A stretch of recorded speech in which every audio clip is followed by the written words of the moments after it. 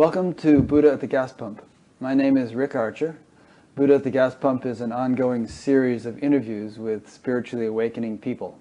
I've done over 420 of them by now, and if this is new to you and you'd like to watch previous ones, please go to batgap.com, B-A-T-G-A-P, and look under the past interviews menu where you'll see all the previous ones archived in various ways. This show is made possible by the support of appreciative listeners and viewers. So if you appreciate it and feel like supporting it to any degree, it means a lot to us and it makes it possible for us to do this. There's a PayPal button on every page of the site. My guest today is John Lockley. I'll read his bio here. And I'm going to pronounce a couple of these names incorrectly, but John will pronounce them for us correctly as we go along. John is a traditionally trained African shaman known as a Sangoma from Nelson Mandela's tribe. Say that, John. The Xhosa. Xhosa. There's a click in there, which I can't do. The Xhosa Nation. He also has a background in Zen Buddhism and was a student of the late Zen master Subong from South Korea. He holds an honors degree in clinical psychology and specialized in health psychology with an interest in trauma and how people recover from life-threatening illnesses like cancer. For the last 10 years, he has been running Ubuntu humanity retreats worldwide, helping people to reconnect to their essential humanity, their bones, which means their ancestors, their dreams, and ultimately their life purpose. His mission in the Western world could be summed up in the Xhosa word Masiembo, involving a profound remembering of the human spirit. As John says, when people can remember their dreams and connect to their life purpose, then their true vocation surfaces, namely being in service and acting as guardians to our planet. John has written a book, which I enjoyed very much, read cover to cover, called Leopard Warrior, A Journey into the African Teachings of Ancestry, Instinct, and Dreams. So welcome, John. Thanks, Rick. I'm going to start by having John do a little chant that'll kind of get us into this. This is a traditional chant from John, the tradition in which John is a shaman. So go ahead, John. So I just ask people to just drop into their hearts. Mm-hmm. So the more available you are in your heart, the easier it is for me to chant wherever you are. So here we go. Oh, Tikawamu. Oh, Tikawamu. Yo, yo. Tikawamu. Tikawamu.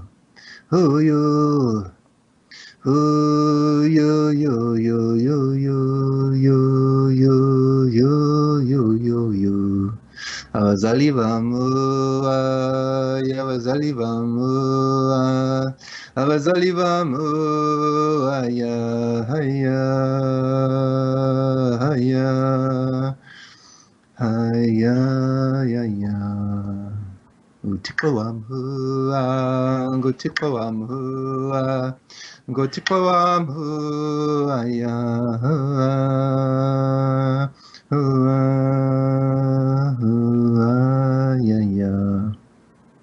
oh, siyanqola manyanga icamagu, siyanqola uThixo wami icamagu, siyanqola bangaphansi emlanjeni icamagu, siyanqola izinyanya, siyanqola manyange, uvudlulele Thixo wami, uvudlulele abazali bami, sithi camagu, masihambe, masithandaze, masihamba phambili ecamagu, banceda abantu kuhamba phambili ecamagu, nceda abantu ukukhumbuza izinyanya zabo camagu, nceda abantu ukukhumbuza abazali bakhe, abantu abadala izinyanya, sithi camagu, camagu, uvudlulele manyange, uvudlulele Thixo wami, sithi camagu, Nkosi kakhulu camagu. Igama lami ucingo lwendaba ntoba inhloko kankihamba hijoke inuyengwe gogomoya John Keith Kelly Lockley.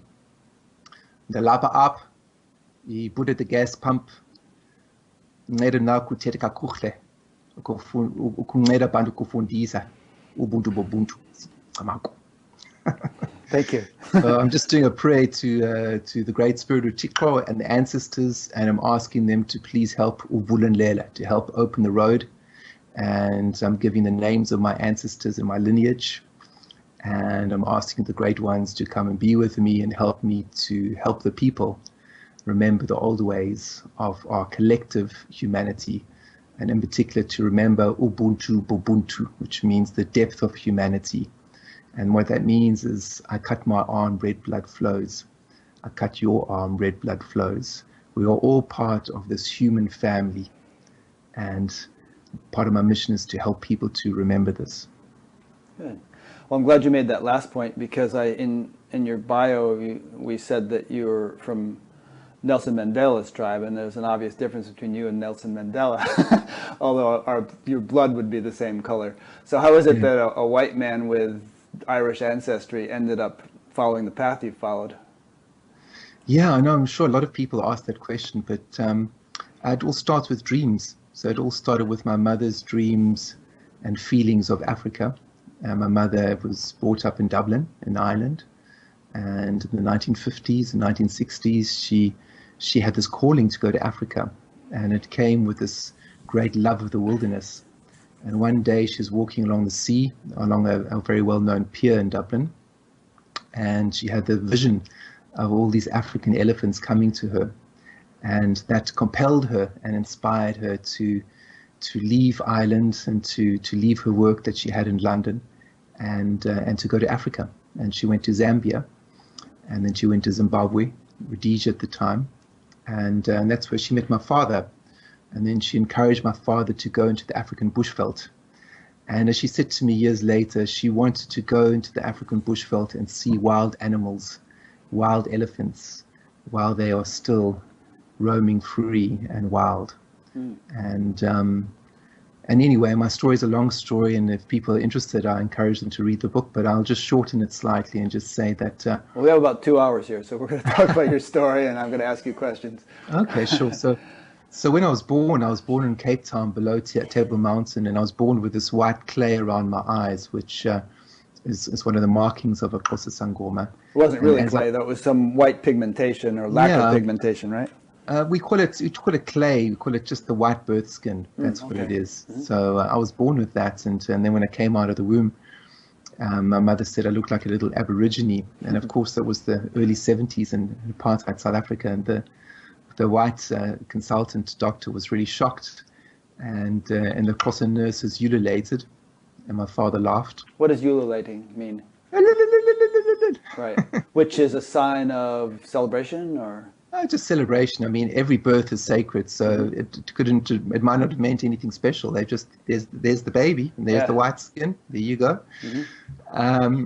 So anyway, it was many years before my mother forgot the fact that I had this white birth skin around my eyes, and it was only many years later when she met my Xhosa teacher, who came into our property into our home. She arrived with the beautifully white clay around the eyes and these beads around her. And then my mother remembered my birth, and she sat down with my teacher and she described my birth, and my teacher said, yes, that's the way all Xhosa Sangomas who have this strong calling, that's the way we are born. So anyway... Did you ever have a past life memory of having had this kind of life before, perhaps as a black man? I can't really recall as such, not clearly, but maybe there was some of that. Okay. But anyway, I had these dreams from the age of about 14, and one particular dream I had when I was 16, and that's what started everything going for me. I was obviously going through puberty, and in this dream, I was in the jungles of South America, and I was walking very, very clearly with a lot of mindfulness through the jungle, and I was in search of gold. And I remember that I found this gold in the jungle. And as I woke up from the dream, having found the gold, there was this woman's voice that said to me very, very clearly, John, in order for you to find your calling and connect with your destiny, you have to come close to death. And then I woke up from the dream with this sense. And I wasn't afraid, but I was very aware that I had to make a decision, because a lot of white boys or white men were conscripted and drafted into the South African army because it was still apartheid, and my brother was going to be drafted soon, and a number of people I knew had been drafted. So I had a choice to decide what area of the armed forces to go into, and after that particular dream, it was very clear for me to sign up for the medical corps, because I wanted to train to become an operational medic, go to the front lines and do some good and experience. My sense was I was going to experience death, but I had a sense of jubilation around that, the sense that that's what I needed to do. So when it was my time to go into the South African And Army, you wanted to be able to help people rather than kill them, right? that's right, yeah. So my choice was to do some good and learn some healing arts. And fortunately, I had a chance to choose what area of the armed forces to go into. So I chose the medical corps. And then a couple of years later, the South African war with Angola ended in December 1989. And I was still drafted to go into the army. And so I went in January 1990, just after a major offensive in Angola. And I started my military service at one military hospital in Pretoria. And that was the start of my journey in working with African soldiers, most of whom were special forces. And these African soldiers started teaching me these old ways. And I had a number of experiences which I've written about. And one of the most powerful experiences for me was the experience of dealing with these, or working with these special forces soldiers. And one story in particular, which I can share with the listeners, was how I went into the ward every day, and I used to ask if they had any good dreams. And every day I'd walk into the ward and open the curtains, and the soldiers would be quiet, and I'd ask them if they had any good dreams, and they'd still be quiet. And after the third day, I opened the curtains and I said, "Good morning, guys. Did you have any good dreams?" And they all said, they were answered by this sense of quietness. And then at the back of the ward, there was a sergeant, and he said, "Come over here, medic. I want to speak to you." So I went to the side of his bed and I said, "Yes, Sergeant." "Sir, how can I help you, Sergeant?"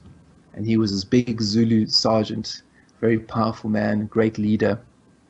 And he said to me, "In my culture, dreams are very sacred. When I dream, my ancestors come to me and show me who's going to live and who's going to die in my platoon. I tell the men, the ancestors are calling you, this could be your time. They laugh at me, but they still die. So in my culture, dreams are very sacred. Don't ask me again if I've had any good dreams." And I said to him, "Thank you, Sergeant." "Yes, thank you, sir." And he was actually apprenticing to become a Zulu Sangoma. He was an initiate at the time. He was going through his time of calling, his time of Twaza, his time of illness. And then I went through this process I was very happy when he shared that with me, because I'd already had my calling dreams to become a Sangoma. And when he said this to me, I had a sense that something was being stirred and shown to me in a very profound way. At that stage, I was only 18 years old.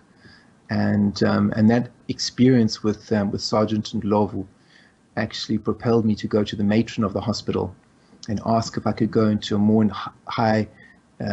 more intense helping situation. So I asked to go into the intensive care unit so that I could be more front lines in terms of helping people who were dying. And the matron was quite shocked, because she said it was the first time she'd ever experienced a conscripted soldier who wanted to do more work, not less. And I explained to her that I wanted to study psychology, and I wanted to use my time in the army, in the military, for good use. I didn't want to waste my time. So she said, "Okay, the intensive care unit is full at the moment, but the neurology ward needs medics." So I said, "Fine." So it was literally the next week, she got me into the neurology ward. And that's where everything started taking on a whole different shape, because I was working with very, very sick soldiers. Few of them actually died, and one in particular had a very profound effect on my life.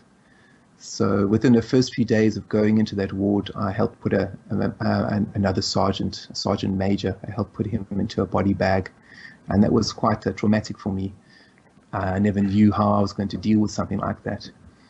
And then you're just 18 years old too, right? I was just 18 years old, and no one really helps you deal with that kind of thing. It's just you just deal with it, you know. Mm-hmm. And then I was each medic is assigned different patients to look after during the course of their shift. So I was assigned about 3 different patients, and This one patient I was assigned was in a coma, semi-coma, and he was only 22 years old, so only a couple of years older than me, and he had been in this horrific car accident where he had probably broken many bones in his body, and he was in a state, like I say, semi-coma. And every day his mother would come to me and ask me if he was going to live or die. I mean, it's quite a thing at 18. Every day his mom would ask me how her son was doing and whether he was going to live or die. And it was quite a heavy thing.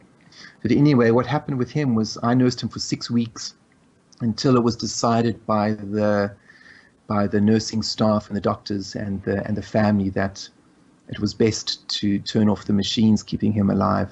So that's what they did. And then I was asked to do the final observations. So a lot of the medics in the ward, some of the more senior medics, found this particular case very, very traumatic, and it was very difficult for them. So they asked me if I could do the observations. So I literally felt his pulse underneath my fingers and near his neck. I watched him die. And so it was quite traumatic because I mindfully watched him die, and that was my job, to be with him. And as I left his ward, because my shift was over, and as I left the room, I looked at him suffering and looked at the family, and I prayed. I prayed like I never prayed before. And I had a background then in the Catholic, as a Catholic, a Christian Catholic, yeah. And I prayed to Mary, I prayed to Joseph, I prayed to all the angels, to God. And I just said, this suffering here is wrong. The way he suffered is wrong. And I call on the Great Spirit and God and all the angels to help me find a way of healing where I can connect to the soul of the person. So if anyone is ever sick again in future, that I can connect with the soul of the clients, of the patient, and speak to the family and give a message. Because here I don't know what to do. We have all the best medicine in the world, but yet this man is dying and there's no peace for anyone.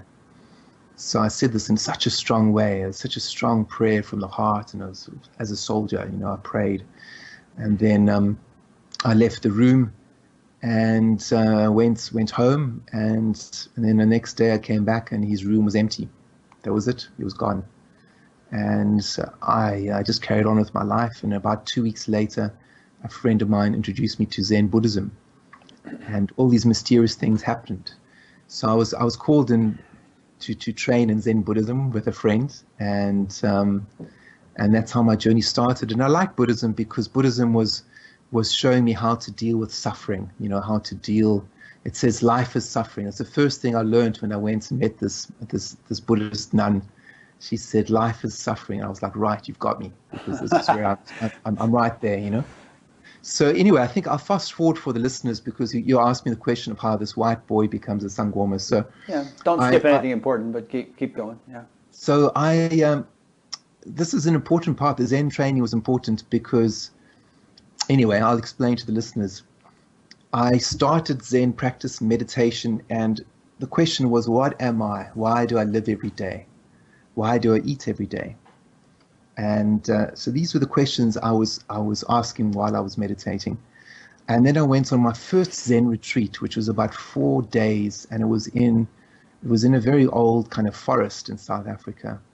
So I went there and I meditated, like I say, like a soldier. I just gave it everything. And then I went home again because I was just about to start my shift in the hospital. And just before I returned home, I had a dream that night. And in the dream, I was in another world. It was one of the most powerful dreams I've ever had. And I saw this man who was draped in all these animal skins, and he had beautiful black skin, and he had these piercing eyes, and he was just staring at me. And I could smell the herbs around him. I could see the animal skins. And I started to speak to him with my mind. And I started telling him about the army and my experience and all the suffering and apartheid.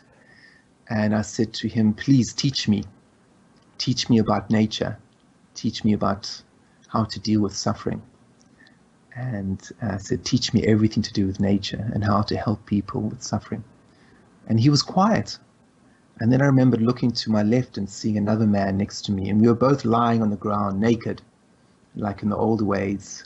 with our stomachs on the ground, and there was a man on my left who was a black guy, and I was this white guy, but we were the same age, and there was a sense of this brotherly love between us, and we were both lying at the feet of this, what I called him a witch doctor, because I didn't know what else to call him, but he was this medicine man, a very powerful medicine man. So I asked the medicine man, the witch doctor, 3 times, teach me about nature, teach me about suffering, show me how I can heal people using the art of nature, the beauty of nature. And I kept quiet. He kept quiet. He didn't respond to me. And after the 3rd time of me asking him, he started to speak. And he said to me, in order for me to teach you, he said, you're going to become very, very sick, and you're going to become close to death yourself. And he said, because this is the way of my people. In order for me to teach you, you're going to come close to death, and then you will start learning these old ways. So I said to him, teach me. I said, I've already come close to death. I've had to put my favorite dog down because she was sick, and I've experienced so much suffering around me, and I'm in the apartheid in the South African army, and I'm only 18 years old. And I said, if you don't teach me, my life is over, because I've seen enough suffering, and I'm only 18. So he nodded his head, and the next thing, he showed me a vision of the future, 5 years into the future. And our friends of mine who were struggling, what they were going through, and he just showed me all the suffering and the dynamics he's showing me. And 5 years later, it came to pass. But when I woke up from the dream, I had boils all over my legs. And the night before I went to bed, there was nothing, not even a scratch. And when I saw the boils on my legs, I smiled and I was happy, because I knew that the witch doctor of my dreams had accepted to train me as his apprentice. So I went to the hospital, because that's where I was working. And obviously I went to the clinic, and I was diagnosed with tick bite fever. And from then on, I got one illness after the next. It was like my immune system was compromised. I got all these different illnesses for over 7 years. But something mysterious happened during the time of me getting all these illnesses. I also became very, very intuitive and very psychic. And I had incredible dreams where the spirits or ancestors or angels, or whatever you want to call it, from the Xhosa nation and the Zulu nation, they came to me. African ancestors came to me and started teaching me things, as well as Zen Buddhist monks came to me in my dreams. So at that stage, it was still apartheid, and I wasn't able to go and find a Xhosa teacher or to work with. Before you go on, let me ask you about dreams a little bit, okay? Because that was an amazing dream that you had. I mean, Yeah. as you told the story, it's easy to almost forget that you're talking about a dream and think that it was a real life situation, that you were actually engaging with this guy. Yeah. So, and I know you place tremendous importance on dreams as a representative of your lineage or tradition. So, what is it about dreams? I mean, some people would, some people are interested in lucid dreaming. There's a whole field that studies that. And, some people would say that dreams are just sort of these hallucinatory things that are a result of brain activity while the body is resting and sleeping. But most traditional cultures place tremendous importance in them. And, and I would tend to agree with the traditional cultures over the sort of modern materialistic perspective. So why is it, what do you think are the mechanics of what's actually going on in a dream like the one you had? Does that shaman that you interacted with actually exist on some level, and he's able to get through to you because you're in a more open, receptive state during dreaming? Or is it still a fabrication of your own unconscious, or of the collective consciousness, or what? What do you think is really going on there? I think with dreams, there's all different kinds of dreams. And when I'm teaching people, I talk about the levels of dreams. I think when we are working with clients and patients at Sangomas, our job is to help people to connect with their soul. And when you're connecting with your soul, it's a particular kind of dream. And those dreams are the ones that open up to, you could say, past life experiences or lucid dreaming. But these are all words. And I'm a mystic. I work in a mystical way, which means I go beyond language and beyond concepts. And it's to connect with the soul of life. So how do you know you're connecting with the soul of something? Well, you feel everything is alive. Like I talk about the leopard. When the leopard is going through the African bush, its whole body, its whole spine is shining, is alive, like this lightning conductor. So these dreams, these soulful dreams, are very important for every human being. And we will even say amongst the Xhosa and the Zulu that if you don't remember your dreams, then you've got an illness and you need to see a sangoma. And what they're talking about dreams with a capital D. They're talking about soulful dreams that are impacting on, we say, your umoya, your soul, the soul inside of you. Because in the Xhosa and Zulu system and other traditional African systems, we see the soul of man as growing as you're getting older. It grows, it's continually growing. However, it needs to be watered. And one of the ways your soul is watered is through you observing your dreams and taking action on your dreams. So in that situation, I was awake in the dream. And was it a dream or not? Well, in the traditional sense, we would say it wasn't really a dream. It was me meeting a spirit, meeting an ancestor, meeting a guide. It wasn't really a dream. I was entering the other world. We call that other world the world of the river people, Emlanjeni, because it was so powerful. But I don't want to confuse listeners. I just want to explain that when you're getting certain kinds of soulful, conscious dreams, it opens up many different doorways. And the reason why I do this work is because the Western world is dealing with a great sense of forgetfulness, forgetting the power of the human spirit, the human soul. And what we need to do is connect with our dreams more. So these dreams, everyone gets to a certain extent. I was primed, call it my karma, call it whatever you want. But through a lot of suffering, people pray. When people are really suffering, they pray. They don't think about material objects. They don't think about new shoes or new cars. Or when people are really suffering, they pray. And so this is a common. I wouldn't say my experience was a common experience, but I've spoken to a lot of sangomas who have received a calling through a lot of hardship and a lot of suffering. And I heard you say in your book, well, one thing before I say that is, in my own life, the most profound experiences I've ever had have happened during sleep, and I wouldn't have called them dreams. I mean, they were just so powerful that it was like a real blowout mystical experience that happened to happen while I was in the sleep state, but it very different from ordinary dreams. And my sense was that in sleep there's a sort of an innocence and surrender which you don't really have usually in the waking state, which makes you amenable to or open to that kind of experience. Would you concur with that? Yes, and what I normally say to people is that, I mean, I had a client today actually, and I mentioned dreams, and she said, dreams when? During the day? And I said, that's a daydream. That's your imagination. And she was a young client, and she was very funny. And I said to her, I said, honey, we're looking at dreams at night, capital D, when you're sleeping. And why it's important is because your ego is not being engaged. Your personality is not engaged. You're in a state of what they call tabula rasa, which means a blank slate. So you don't have I, my, me. You don't have your wants engaged in the same ways. And there's different levels of dreams, you know, certain kinds of desires can come through in your dream state, of course. But by and large, when you're sleeping and there's no agenda and you're just sleeping, those are the dreams to watch, because it's showing the deep longings of your soul. It's showing things that you might not be aware of when you're in your waking state. Okay. Regarding the while we're on the topic of dreams, a question just came in from a fellow named Raymond Schumann in Olympia, Washington.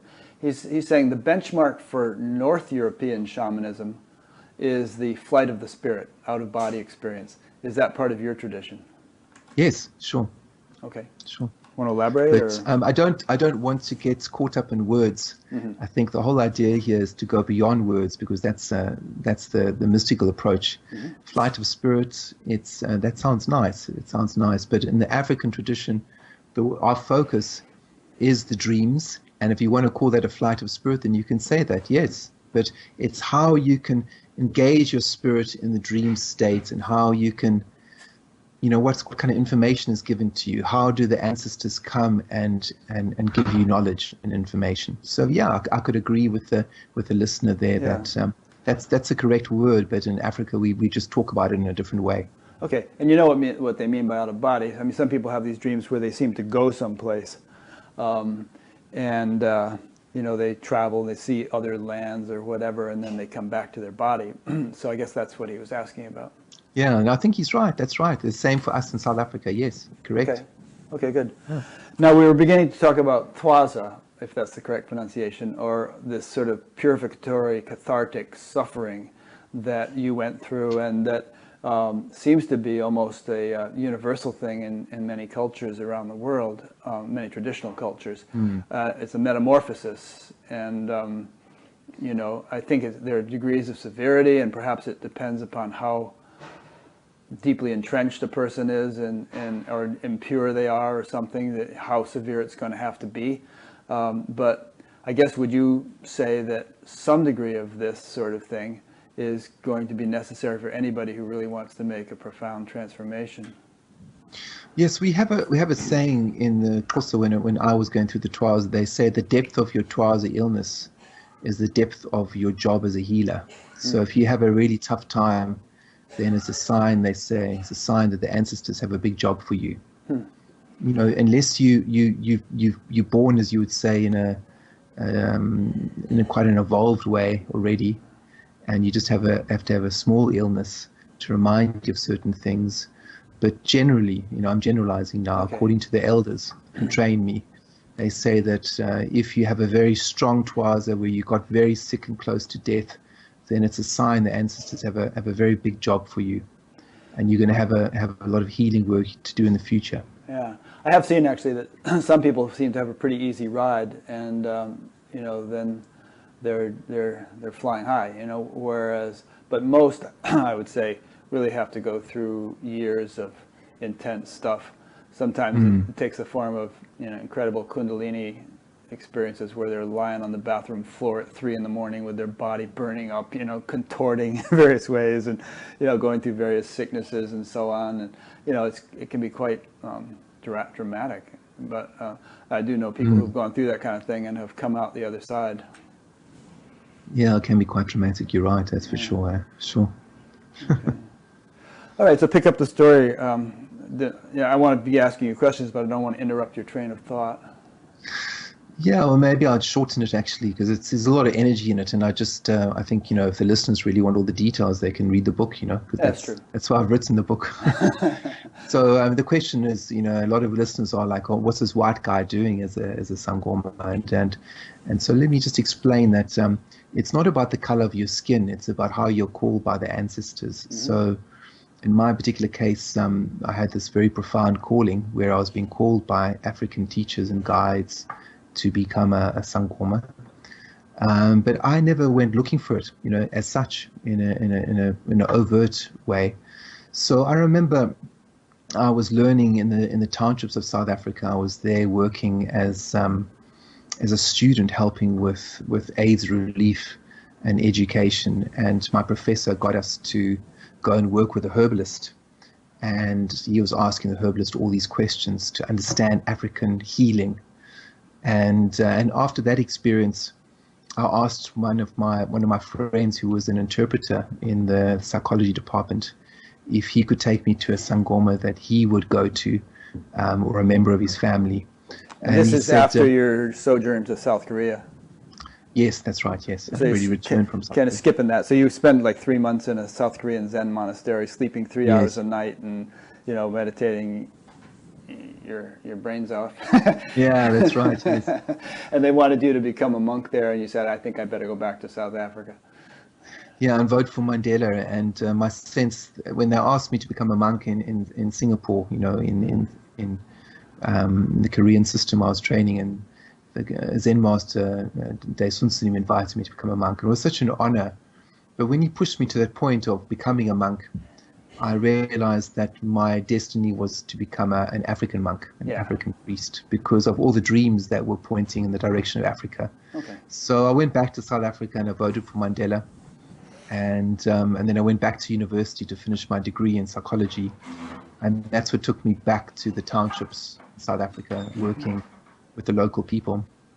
So my friend organized for me to go and have a meeting with a Sangoma that his son was being treated by, and he said she was a very good Sangoma, and she was helping his son deal with his son was only 3 years old at the time and had a skin condition. So he said that she was helping him with a skin condition, and she spoke the truth, and she was very good. So we organized to go the next day, and then the night before I went to go and see her, she had a dream. She said where the Great Spirit came to her and said to her that she needed to prepare herself to train someone to become a senior Sangoma like her. And she said, this person is going to come from another culture, not the same culture as you, and you need to prepare yourself for this. So the next day when I walked through her gate, she was sweeping the yard. She looked up and she saw me, and she said that she realized I was the person she had to train.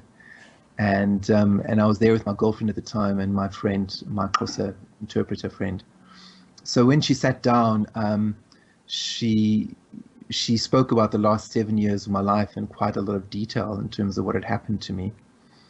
And then she spoke about my future, and she said that I was destined to become a senior Sangoma, and that I had a very strong gift, and that my gift would manifest in certain ways in the future. And she was right about that. And then she also asked me if I'd like to become her apprentice. So this is the crux of the story. For all those listeners looking at this white umlungu, what is this white guy doing? Listen to this and listen very carefully, because I've got a lot of prejudice from people, and I feel that as a human being, we need to practice the art of listening and the art of kindness. So please listen to this very carefully. She asked me if I would like to become her apprentice, and I didn't say yes straight away. She asked me a few times if I'd like to join her and become her Sangoma apprentice in the Xhosa nation. And I said to her, what does it mean to become a Sangoma and to become your apprentice?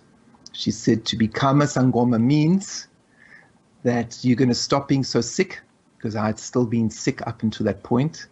And she said, and you're going to be able to heal people in all different ways. The ancestors are going to move through you, and you're going to be able to heal people in multiple ways. So I thought that sounded pretty good, because all I'd been brought up with was this idea of witch doctors from apartheid South Africa, which I already knew was nonsense. So I said to her, okay, Mum, I'll accept. And I'll accept the calling to become your offer to become your apprentice. And then I said, oh, one more thing. And she said, okay, what's that? And I said, I will become your apprentice if you can agree to train me as if I'm a Xhosa man. Don't make any shortcuts because I've got white skin and I don't speak Xhosa.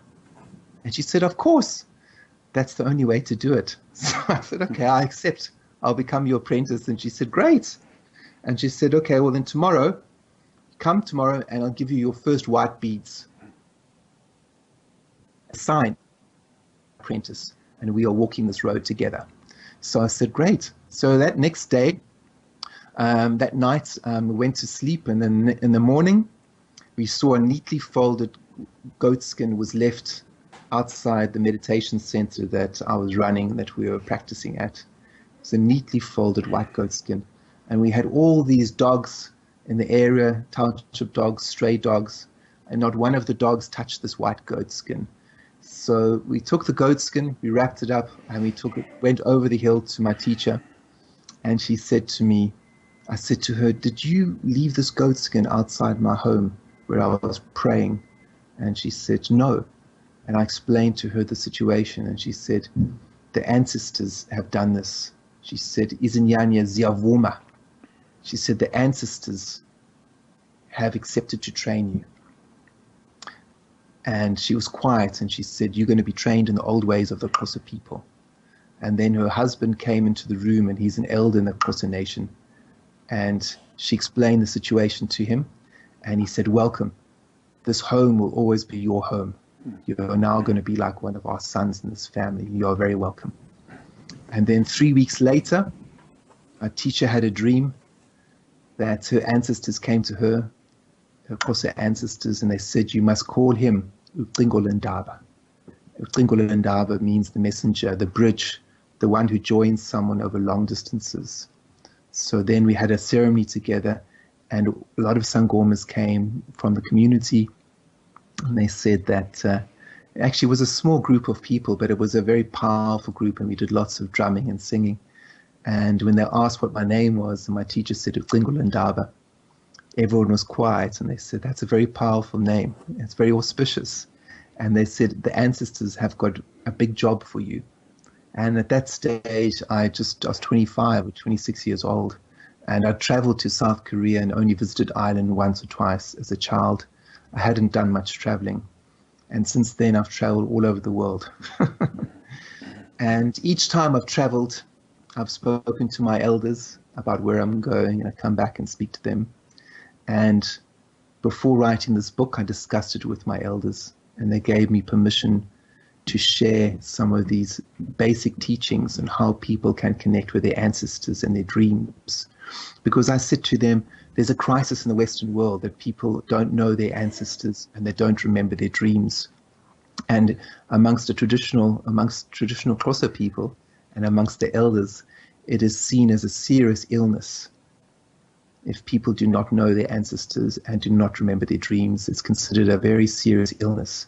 So I said to them, this is what I'm coming across, and I'd like to use some very simple techniques of prayer to teach people how to remember their humanity. And all my elders said, we give you our blessing, siyavuma, we agree. So I'd like to say all this so people can be aware that the red blood of our humanity is what binds us.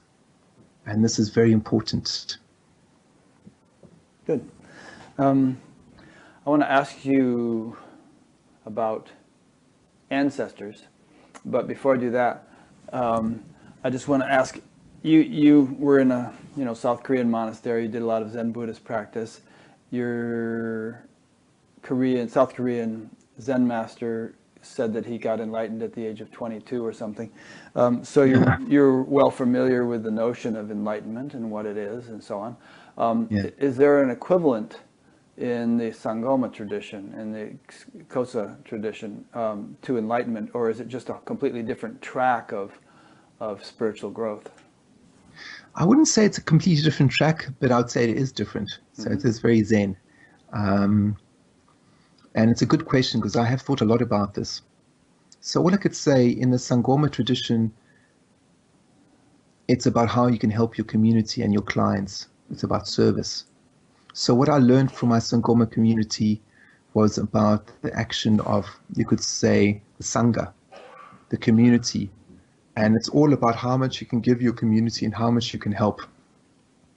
And it's also very important. What's very important and it's very stressed in the tradition is, we say Thobeka, which means humility in the face of the ancestors and the spirit world. Incredible humility and the action of service. And then, if you are deemed worthy by the great ones or the ancestors, we say you will be given certain gifts, and your gifts will get stronger as you get older with your career as a Sangoma, because you have shown the action of, we say, Thobeka, of humility and grace. And when that happens, you'll have a dream. And as you have different dreams, even once you finish your training, you go to the elders and you describe your dream and what you're seeing in terms of what the ancestors or the spirit world is offering you. And that's how people know, let's say, I won't say the level of a Zen master, but that's how people know your development, your spiritual development. And then we'll have a ceremony and the whole community will be brought in. But the interesting thing in the Sangoma world, it's not about how powerful the Sangoma is. It's about the action of helping the community and helping and bringing the teachings and bringing the message of prayer and helping the community is the most important. Jesus said you shall know them by their fruits, and a lot of that in Christianity and also Eastern traditions, there's a lot of emphasis, in some of them at least, on seva, on service, and both for its intrinsic value to the world and also because it's considered to be a powerful spiritual practice because it sort of attenuates the ego and gets you out of the sort of me mentality into like a more selflessness, which is characteristic of enlightenment. Really, you've transcended the individual ego and entered into a more universal awareness, and seva can be a conducive tool to that. Yeah, good point. Yeah, and it's about letting go of your story, because the story is powerful, and you can write a book, as I've done, or you can have a dream journal, or you can paint and draw. But it's important to be aware of your personal story, but not to be attached to it, because once you get attached to it, it makes it difficult to grow, whether the attachment and the story's got to do with being a victim or being someone who's famous or powerful. Whatever the story is, it's like we have to be available to let go of that so that we can connect with something a lot more mysterious and mystical. Yeah, it's like an actor who forgets that he's an actor and gets identified with his part or something. If Dustin Hoffman really thought he was Rain Man, he would kind of put the kibosh on his career. That's a good way to put it, eh? Yeah. Okay. So that's why we always say with the elders, we say that sure, it's great to look at a Sangoma who has got black skin and looks the part, but not to get attached to that. Yeah. So they didn't have any problem with me having white skin, because my elders said that I was sent to them by the Great Spirit. And even though we had this terrible system of apartheid, I wasn't responsible. They said, you're not responsible for apartheid, and the ancestors sent you to us, and we have to train you, and that's it. So when I've traveled the world and I tell my elders that some people have an issue with the color of my skin, they say, why? We all have red blood. What's their problem? Well, you make a good point, using Desmond Tutu as an example. And Desmond Tutu is an Anglican archbishop, and he's a black man. And he's Xhosa. He's in the Xhosa tribe. He's Xhosa, and it's a white religious tradition predominantly, but here is a black man who is a representative of it. So why shouldn't it work the other way around? Yeah. Here we go. Yeah. Welcome. We say Wamkelekile. Welcome humanity with all our flaws. Welcome. Yeah. So another thing that I find common between your tradition, as I understand it, and other ancient traditions or traditional cultures, as I understand them, is this emphasis on honoring the ancestors. And in the Vedic tradition, they have it. They call them the Pitris, and there's all sorts of ceremonies they do to honor the ancestors. And I'm sure in Native American traditions they do it. South American traditions. So perhaps you could explain the rationale for that. And I have a few questions as you go along. Yeah, well, first I need to explain the whole area of ancestor and what it means, because a lot of people seem to misunderstand that, especially in the African context. So the word Izinyanya means the silent hidden ones. And it's often a word, it's a Zulu and Xhosa word, and it's often a word that is used to denote ancestors in the traditional African way, spirituality. But the silent hidden ones we always start off with connecting with our blood ancestors. So we say that your mother and father and your grandparents, your lineage is very important. So when you're starting a spiritual practice, whether you're becoming a Buddhist or a Christian, whatever it is, in the traditional African way, you would go and speak to your ancestors, because they're already on the other side of the river. So your first lineage is your mom and your mom and dad. So you see everyone is having two different lineages. So the first thing to do is, when you're starting a spiritual practice or you want to go deeper with your dreams or whatever it is, you say, Uyanqula, you honor and praise your ancestors, your mother's people and your father's people. Now, you are not worshipping them. You are just giving thanks for the gift of life. And also, you are not honoring and worshipping their behavior or the story. So some people say to me in Europe that it's very difficult for them to work with their ancestors because all the abuse that has happened in families and all the bad actions that have happened by the descendants, by the ancestors. So I said, well, it's not our job to judge our ancestors and to get involved with the story. Our job is to honor and praise the let's say the consciousness that's been passed to us. Mm-hmm. Every human being has what we call Buddha nature. Everyone has the shining, the kanya, that consciousness, that shining element. So when we are honoring and praising our ancestors, we are literally honoring and praising the gift of life, not the behavior or the story or what's happened. And we don't honor that. And bad behavior is never condoned. So we honor and praise ancestors for giving us the gift of life. That's it. And then the next thing. Let me ask you a question about that. Yeah. Obviously we can bring up, horrific examples of abuse and, people, women or young girls are molested by their fathers and all that kind of stuff. In honoring and praising the ancestors, is there sort of a intent, is the underlying fundamental intention to actually free yourself as well as to direct any sort of attention toward them? Because it would seem that if one had been abused, for instance, and one could actually bring oneself to honor the abuser, wouldn't that somehow be liberating? Is that part of the psychology of it? Yes, but I think, we need to be very careful here. Again, I need to stress this many times, that it's not honoring and praising behavior. You're honoring the consciousness, the actual shining consciousness that's been passed on to you. So. Yeah. Is forgiveness part of it? Obviously, a lot of spiritual traditions talk about learning to forgive even terrible things. Is that part of what the mechanics of it? I suppose that could come at some point, but it's almost like you have to separate the abuser from their consciousness, because if someone is enlightened, they're not going to do a bad action. They're going to do something which is full of compassion. So the essence of every human being has the the ubuntu, the humanity of every human being is this shining, this let's say enlightened being, but the actions can be different.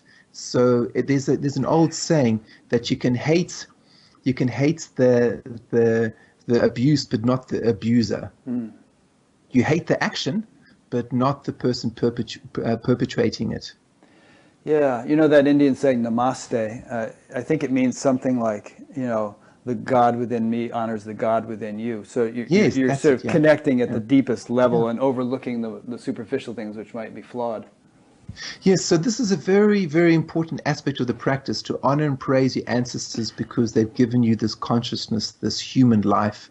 And then as you're doing that and you let your ego go in the prayers, then you go to sleep and you dream. And sometimes when people do these very powerful ancestral prayers, they might dream about animals, or they might dream about other nations, like, for example, me dreaming about the Xhosa people. And they might dream about the Tibetans or the Korean people.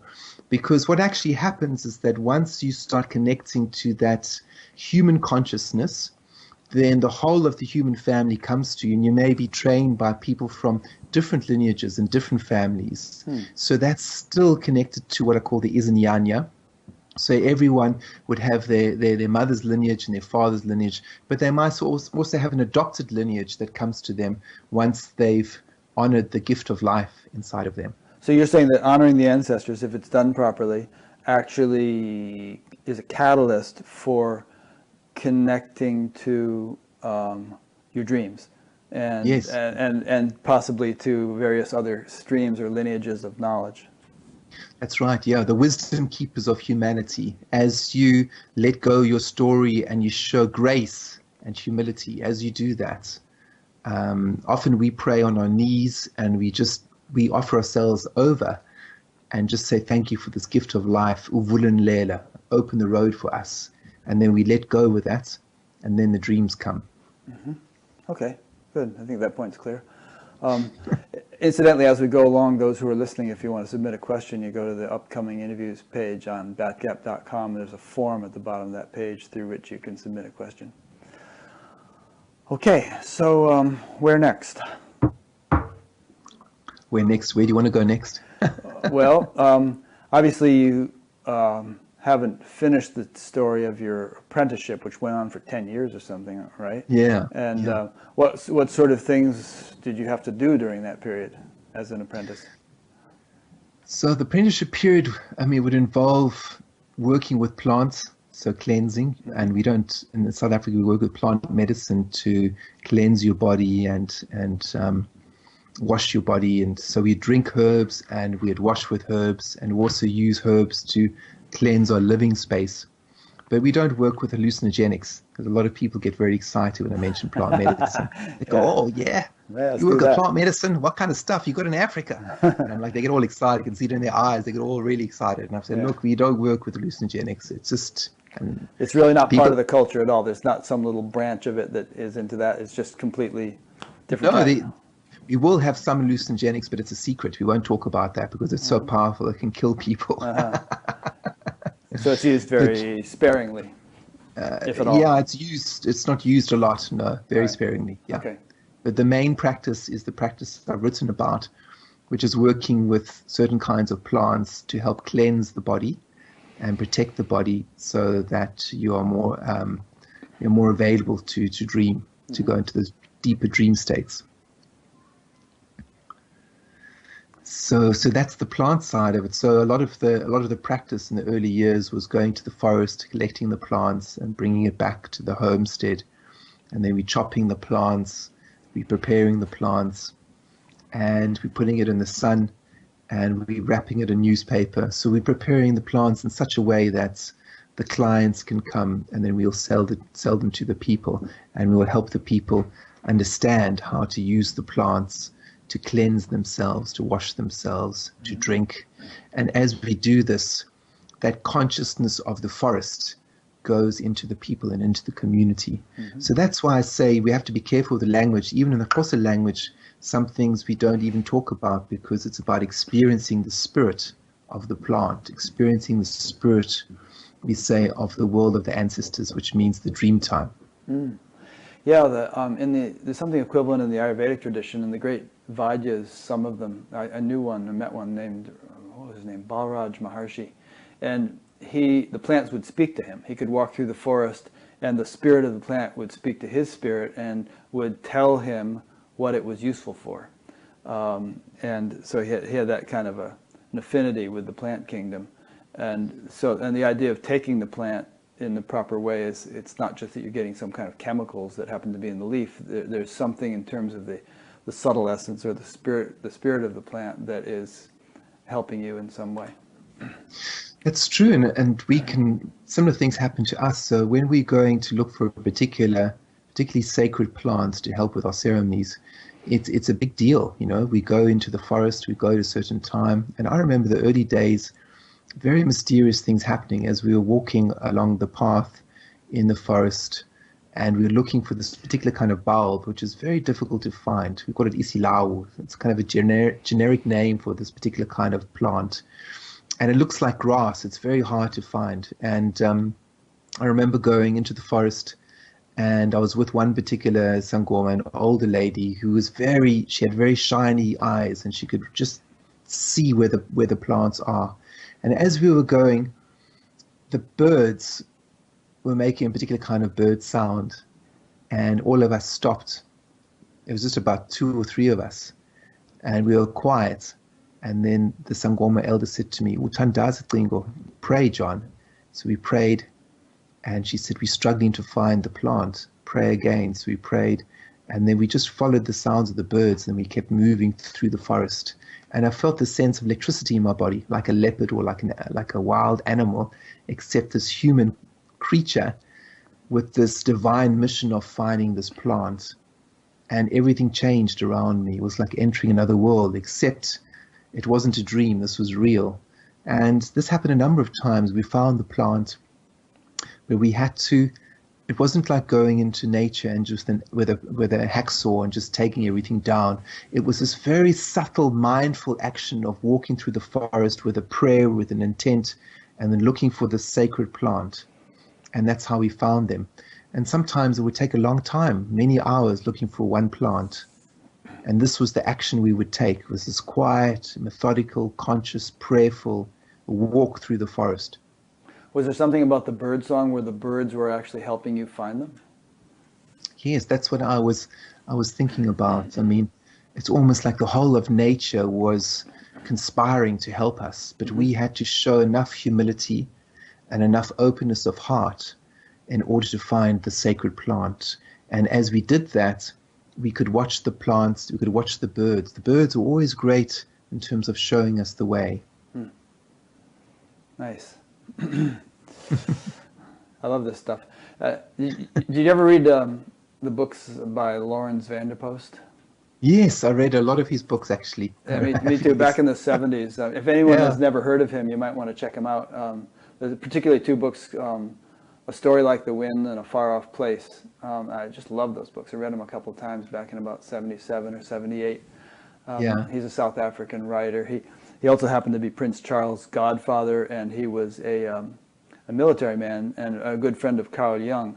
And so he was just like, in a sense, a very active man as a military man and a very deep man as a friend of Carl Jung. And he kind of blends those two qualities of adventure and spiritual depth in his books. And the books I just mentioned are all about a story that happened in southern Africa.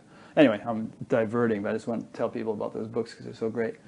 He works a lot with the Bushman people, the Khoisan, Yeah.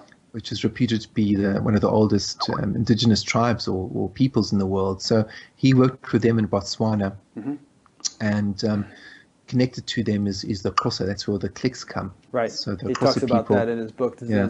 There's a guy named Zabo, which probably has a click in it. And Yeah. and Nwintara was Zabo's partner. Yeah. Anyway, I won't get into it, but check those books out. It's Lawrence, Laurens van der Post. Okay, so after that little diversion, so I want to put a plug in for those books because I love them so much. So I could say in terms of training, I could say, Rick, that to become a Sangoma, you have to be trained in 3 areas. So it's plant medicine, and it's the dancing and the cleanser, and then it's divination. So the dancing is knowing the trance rhythms, knowing how to go in and out of trance, which is all through dancing.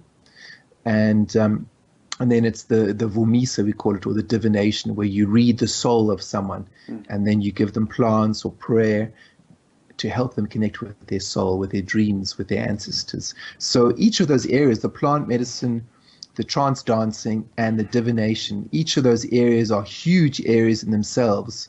So each person, in order to finish the training to become a Sangoma, you need to have gone through each of those stages. And then as the years go by, we might find a Sangoma as a specialist in one of those areas or all 3 areas. But each of them are like almost like doing a master's degree in each thing. You know, it's quite a large area. Yeah, it's interesting. And here too, we're talking about something in your culture which is universal. There's so many ancient cultures in which herbs of various kinds and various kinds of dancing and drumming and divination are all key components. That's right. Yeah. And it's good to understand and respect those things, I think. And as you say, each one of them could be a lifetime study in itself because there can be so much to learn. That's right, yes. And I think a key thing which I've noticed going overseas is music, music to help connect to the spirit world.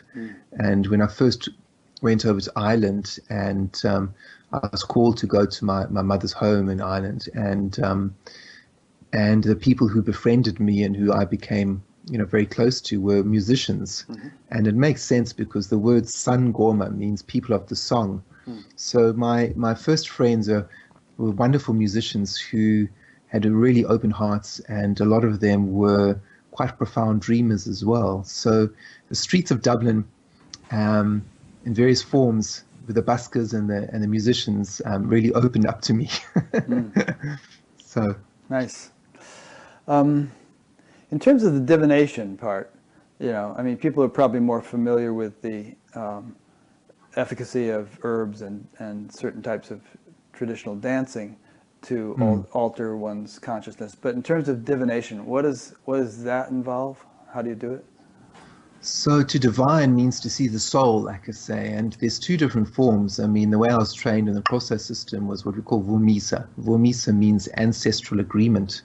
So we don't use bones in the traditional Xhosa way. It's a system of praying in a very kind of praying in a very, you could say like an incantation. So the Sangoma would start praying and call in the ancestors and then get visions of what's happening to the client in front of them. And often, and I write about this, my experience of it was like this wind coming through me. And when I described it to my teacher, she said, when you're doing the divination, you want to feel that sense of this wind. It's the divining wind. We call it umoya, the spirit. And that's part of the gift is to pray to the ancestors and then to let go and to just start going to trance and seeing what's happening with someone. So that's the Xhosa way. And then the Zulu way or the Swazi way and the Shangaan way is throwing the bones. So the bones, they're called bones, but it's not just bones. They're a number of natural objects encompassing plant material, bones, shells, lots of shells, sticks, all kinds of natural objects in this bag, and you blow into the bag and you make a prayer, and as you throw the objects onto a divining mat, it creates a pattern. So the job of the diviner is to read the pattern of the person's life. So that's what I do. I use both methods. I use the vumisa and I throw the bones, and I find throwing the bones a very creative but very beautiful process, because this pattern, you speak to the pattern of the bones and the shells in front of you, and then it matches what's happening to someone's life. So it's not quite like a tarot card reading, and it's not quite like a fortune reading either. It's not like fortune telling. It's more like looking into a mirror and seeing what's happening to the person right here and now. And the journey in becoming a diviner is quite a long journey, because you have to let go of your own thoughts and your own opinions and your own story and just sink into the client's world and see what's happening in the divining mat with all the bones and the shells and things like that. And I find that very magical, and often this process of immersing yourself in the world of the other means you also get immersed in the dream time, or you have profound dreams, because often the ancestors show me how I can cleanse myself, or how I can do work with herbs in a particular way so that I'm clearer to help the client in front of me. Okay. Could you tell us one or two stories or examples of, one of the more dramatic or profound divination sessions you did with somebody, where you threw the bones or whatever, and you were spot on in terms of tuning into them? Well, it's a very sacred space, so I can't go into too many details. Well, you wouldn't want to name names, obviously, but but even talking about that space is very sacred. Okay. In the African way, so Sure. I have to be very careful. Yeah. So I can just give a very loose experience. Sure. And the loose experience of it was when I was in South Africa, and I was doing my training, and I remember there was a whole line of family members, because often in South Africa you don't just go, an individual doesn't go for divination, you always go with your family, because it's a collective process. It's not about the individual, it's about us as a community. So the question when you're going with a family is, who's sick in the family and what can we do to help that? Okay, so I was in training at this stage, and I remember it was a very hot summer's day, and there were these people dressed immaculately in the divining room, and then my teacher gave me a chance to give them divination. So I went into the room, and they had their shoes taken off, and there was about 7 of them, and they're all lining with their backs against the divining wall, and it was a mud wall, and it was a beautiful sense of coolness inside, and like I say, outside there was this heat that was almost unbearable, and the whole family was completely quiet. It was like church. It was so different from my Western experience, being overseas. The whole group of people were very quiet, and then my teacher encouraged me to do the prayers and to meditate, close my eyes and see what I could see. So I did that, and I felt this divining wind going through me, and I saw the issue in the family, and I saw the sense of sadness that some of the people had forgotten to honor their ancestors, starting to forget the old ways. And then I saw it located, the pain was located in one of the family members, as a young woman, and I saw some of the problems with her that she was engaged with and that she was struggling with. And I felt, I think, more than anything I could share, and that I felt this incredible, I felt the emotion of the people, and I think that's what was very powerful for me, was to feel the emotion of the people, feel their pain. And I felt this pain in my body, the emotion of the family. And then I started speaking about that emotion. I started speaking about what I was feeling in my body. And then after a while, the people said siyavuma, which means we agree. And they said kamaku, which is the term of respect for a sangoma. And then I started describing to them what I felt they needed to do in terms of reconnecting with their ancestors and to deal with this pain in the family that they were experiencing. And then I went into a little bit more depth with that. And then I felt this wind inside of me just moving in and out. And then the whole family said, siyavuma, we agree, you know. And there was a sense of quiet, but there was a sense of peace, because I'd spoken and said things which were unsaid in the family. So when they left the room, I heard them all chatting and speaking in a very joyful way as they walked up the street. And then they waited in the front room while we prepared the herbs for them to help cleanse them, to help move them closer towards their spirits, towards their ancestors. So my job in that situation as a diviner was to speak and give words to the unsaid emotions, what was happening in the family, and that they couldn't put voice to and they couldn't express. So I had to speak about those emotions.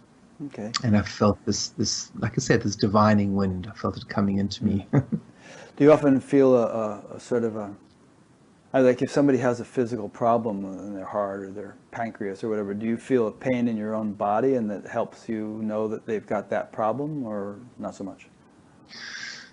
In the beginning, it would be like that. And now it would mostly be visions. Mostly I would see it, or I would feel it in a particular kind of way. I see. And I'm kind of happy with that, because it would be overwhelming for me to get to Yeah, you wouldn't have to get all that stuff all the time. Physical sensations, you know, especially all the traveling in all different cultures. Yeah. It's easier for me just to get the vision. Less painful. Yeah, that's less painful, yeah. A couple of questions came in. This is from Flory in New York, and it reverts back to something we discussed earlier. How do you determine that the people in your dreams, lucid dreams, those who come to you, have good intentions and they're good spirits? Is there any way to maintain safety in dreams? You know, what if it's a bad entity that's coming?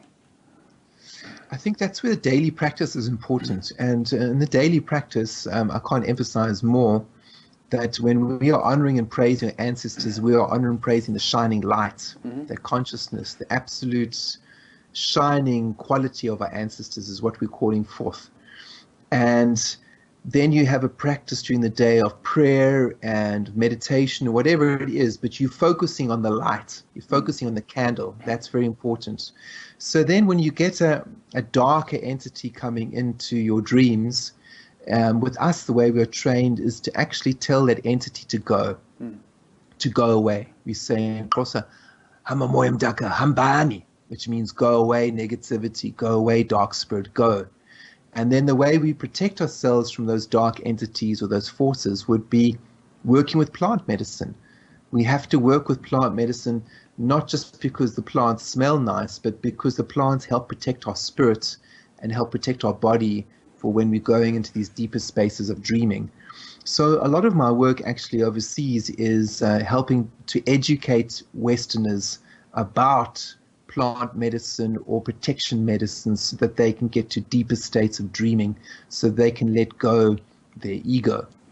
Yeah, they say that certain types of things one might do, such as alcohol abuse or drug abuse or various other things, kind of open you up to the sort of lower astral realms, and you can become victimized by, you know, malefic entities. whereas other things you might do, such as meditation or things that have a healthier effect, build up a kind of an armor and against such things spontaneously, like that they're not going to be able to come near you. I mean, do you have something equivalent to that in your tradition? Yes, I mean, I recommend with people that that they develop some kind of spiritual practice, and I don't like to say what it is, but it should be a spiritual practice that goes beyond good and bad. So, like meditation, you're not focusing on you're going beyond good and bad. You're going to the place of the light, you know. Yeah. And so, if people are struggling in their life with addiction or with nightmares, wearing protection medicine at night, whether they're essential oils or sage or crystals or something, that's very important. But what's also very important is to build your consciousness, build your soul energy, and the way to do that is through spiritual practice. So what I teach a practice of what I call the heartbeat meditation, and that I get that from South Africa, because in South Africa we have the drum. We don't mention in the traditional culture, we don't mention meditation and things like that because there's no word for it. But what we do is we sing, we chant, and we dance, and we listen to the drum. So overseas, what I teach people is how to listen to the drum inside their own chests, which is their heartbeat. And when I say to people, listen to your heart, I don't mean in a metaphorical kind of poetic way. I mean literally put your hand on your heart and feel it beating and let go into that and call in the divining wind of, you could say, God or the Great Spirit or the purity of your consciousness. Call it in as you're breathing into your heart. Feel that rhythm, let go into it, and breathe in this prana, this oxygen, this love. Breathe it into you. And if you're struggling with darkness at night or in your space, get yourself a candle. Get a white candle and put it next to you when you're meditating, and just stare at that candle and call for love, call for protection, call for the Great Spirit, for anything that is creating a sense of peace. But it's very important. One of the things the last thing I can share with us is in our culture, that when I was trained to deal with darkness and dreams, one of the things my teacher said to me, if you've got no herbs around you and you're stuck at home and you're stuck in the dream and you don't know what to do, you must pray. So she taught me about prayer. You must pray. She said, you must pray to God. You must pray to the Great Spirit. You must pray to your protectors. You must pray to your ancestors. You must pray like a soldier. And then you must also tell that dark energy to go away. So part of the training in the Sangoma training is to work with your volition, to work with your will. And when I'm working with clients, I also say that they must make a decision. They must make a decision to change the pattern of their life through calling in the light, and also for saying that certain patterns that are maybe abusive or not healthy for them, they must say no to that. They must make a decision. And if they're struggling to make a decision, follow a practice that makes you feel good and gives you strength. You probably know there's an opioid epidemic in the United States, and people die of overdoses every 20 minutes or something like that. I forget how frequently, but just all the time people are dying from opioid, and it's destroying communities and families and so on. Have you ever dealt with anybody who has a strong addiction like that and have been able to help them?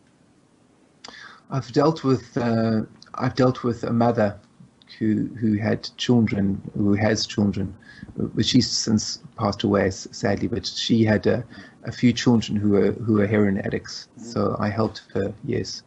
And in the process of helping her, I had dreams about the entity of you could say heroin, and I helped her deal with this, and I helped her see the beauty in ceremony, and even simple ceremony like baptism or going to church, and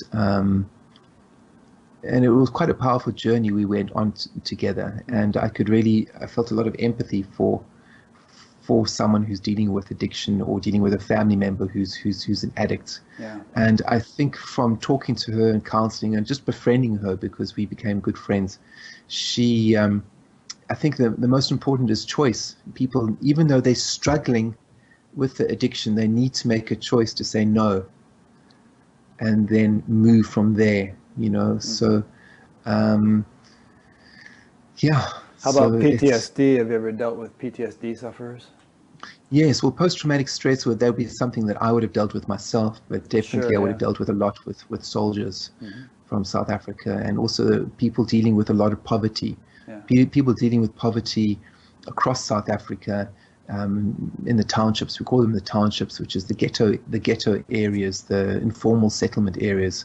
A lot of those people are dealing with various forms of PTSD brought on by poverty and brought on by social violence. And all kinds of things happen with poverty. So I've worked a lot in that area because of my time in the townships in South Africa. Yes. Okay. You mentioned that there's not a formal meditation practice in the Sangoma tradition, but you, of course, had a Zen background. Did your Zen practice kind of fall by the wayside when you got heavily into Sangoma training, or have you actually retained that along with your Sangoma training? Yes, I've retained it. Fortunately, I have to say I've been meditating all these years. But I want to just, so I don't want to make a distinction between the two, although they are different. When I left South Korea and then I started becoming a Sangoma, I saw the similarity, the beautiful similarity between the Sangomas I was training with and the monks who I just returned from and I called my community African dancing monks, because they sing. That's the practice, is singing, but it's not just singing, it's chanting. Yeah. They are ngomas, they are chants, and they are powerful chants. So the practice to connect with the other world in terms of meditation practice for Sangomas is chanting, is singing and drumming. And oh my God, they are world leaders when it comes to singing and chanting. Oh my God. I mean, I have touched levels of divinity and grace that I don't think I've seen anywhere else in the world, that I've experienced in South Africa, in the rural areas with some of the poorest people in the world. And they're chanting and singing, and you feel like the heavens are opening. That's their practice. So the way they connect to the divine, the way they deal with poverty, the way they help their community deal with poverty is through singing and chanting and drumming and dancing and bringing forth the exuberance of the human spirit, even though they are dealing with horrific circumstances in their life. And when I saw this, I felt such joy. And also, I felt so grateful to be amongst these Sangomas who are showing me a way to deal with very, very difficult human conditions. So when they sang and they drummed, they completely let go of their own story, and they became so spiritual, because these chants they let go into, and then they connected to, we say, Uchikra, the Great Spirit, and their ancestors, and that's how we got these dreams. So the question, and good question, would be, Zen monk in South Korea, African dancing monk South Africa, are they the same or different? That's what Zen Master Subong would say. Are they the same or different? And I would say, sir, they look different, but they're the same, because the practice in their heart is of service. Interesting. Here's a question very much along the lines of what you were just saying. This is from Anna in Boston. She says, it seems like from the Kosa perspective, a Sangoma who sat alone on a hill to meditate would be seen as spiritually immature and even quite selfish, whereas in the yogic or Buddhist tradition, that same person may be seen as particularly evolved. How have you reconciled these two seemingly opposite teachings? Yeah, they're opposite, but I wouldn't completely agree with that, because a lot of Sangomas are loners. A lot of Sangomas are loners because they are dreamers, because they live outside the box because of their experiences from the dreams. So they are mystics. So the top Sangomas, the ones who have gone through the training and have had to listen very carefully to their dreams, often they will have to go on journeys on their own, and which would mean not necessarily, there's no word for meditation, but they could be sitting under a tree and praying and connecting with their ancestors.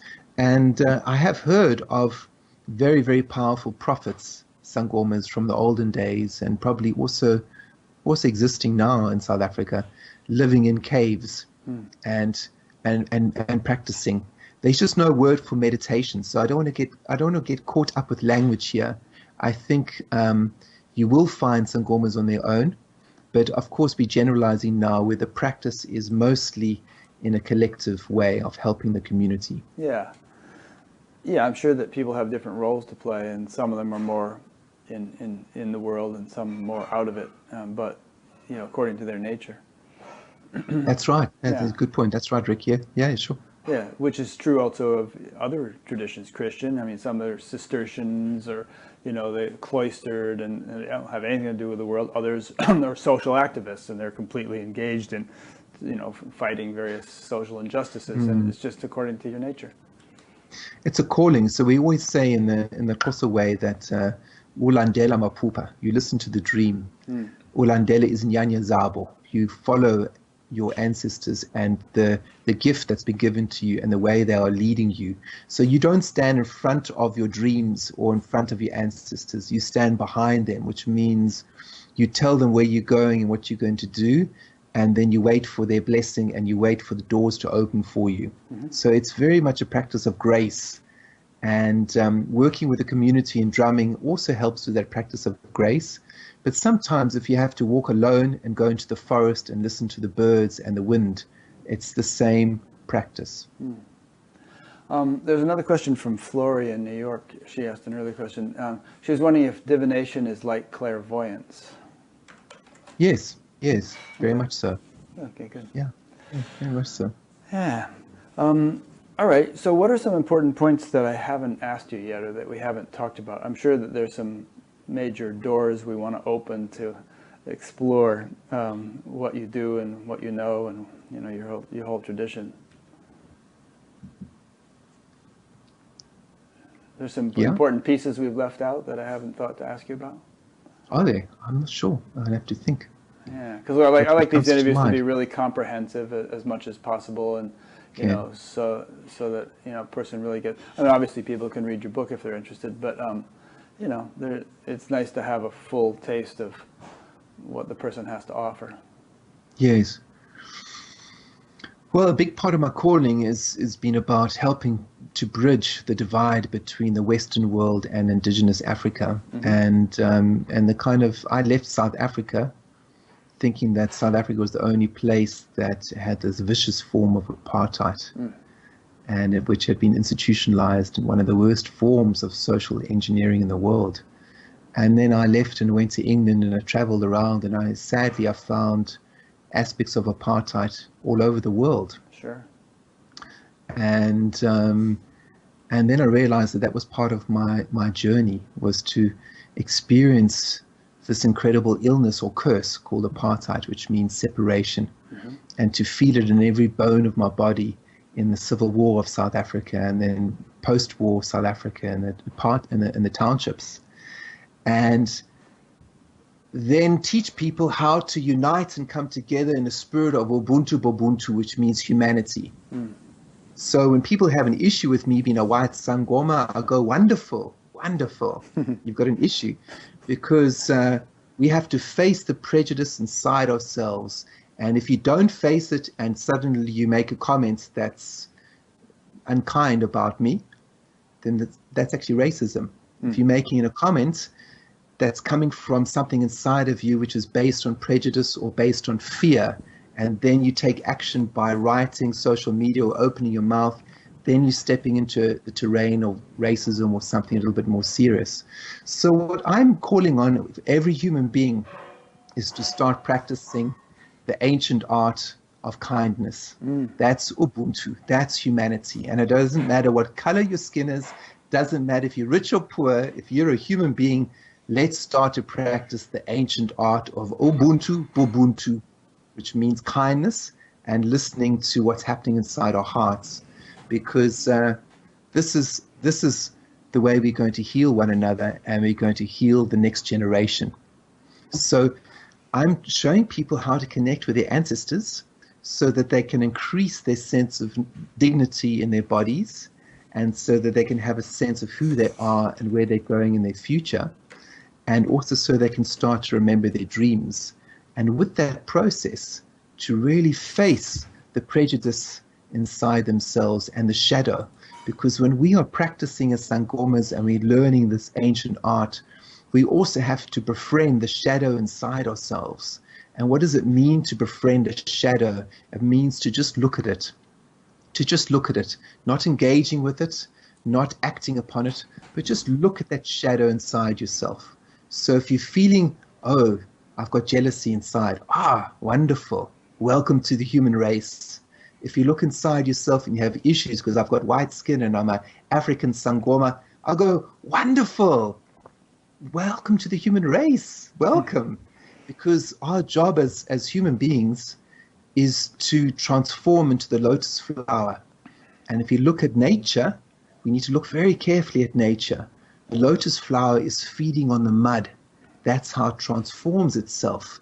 It doesn't throw the mud onto another plant and say, I'm not going to suck this mud up. There's no way I'm going to do that. I'm going to fling this mud on the other plant. If the lotus flower does that, it's not going to open into the lotus flower. It's going to stay with the bud closed, and it's going to stay in this very cramped situation. So what it does, it accepts the mud beneath it as fertilizer for its transformation, and it starts to suck this mud up, and it feels it in its heart, and then at some point it opens. So nowadays we are suffering with a crisis in the human race, and that crisis got to do with discrimination, racism, all kinds of ugly evils. And this answer is very simple. Feel the prejudice inside yourself, but don't spread the poison. Feel it inside yourself, breathe in and out, practice kindness, and that's how we can transform ourselves and one another. Beautiful. I came across some things in the last couple of days that very much relate to what you're saying, and that I found very kind of meaningful. Well, one is from the Dalai Lama, a quote. He said, if you want others to be happy, practice compassion, which I think is pretty much synonymous with kindness. If you want to be happy, practice compassion.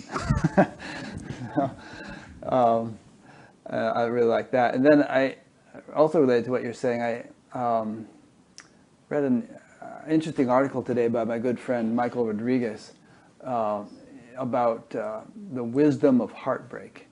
And the reason I enjoyed it is that he's just, you know, what you were saying about people sort of wanting to get out of the mud and not face the shadow.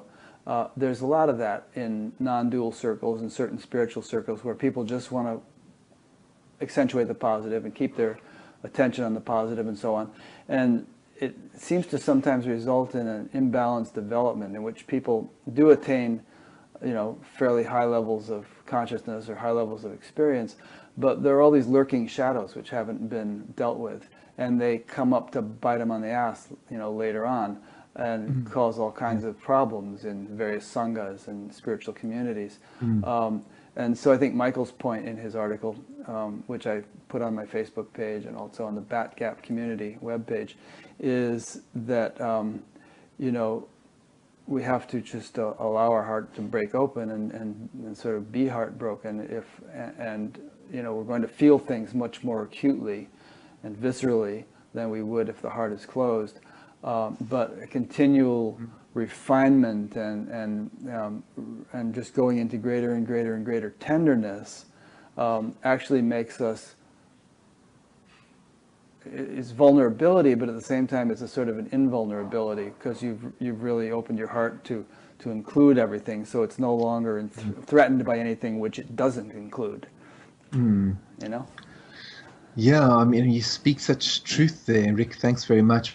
I see this a lot in the groups that I move around with, that people want a good experience. When they come and do my retreats or my workshop, they want a good experience. And I have to actually say to them that wanting a good experience and wanting sweetness all the time is what we call addiction.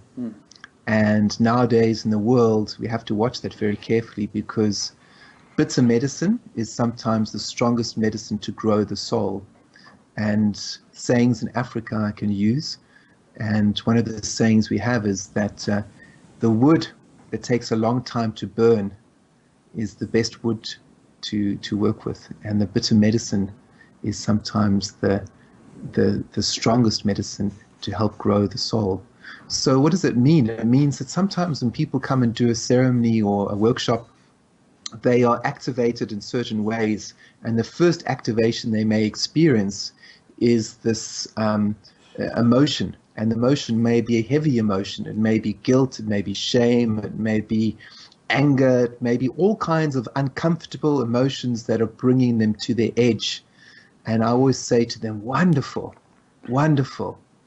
And if they're feeling a lot of positive emotion, they're feeling excited and all the rest, I go, wonderful.